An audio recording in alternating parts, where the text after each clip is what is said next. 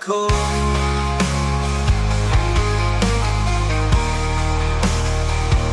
আমি এই দৃশ্য থেকে মুক্তি চাই, এই সব কুমন্ত্রের মায়ায় ছিন্ন করে হতে চাই অদৃষ্টের আপন বিধাতা।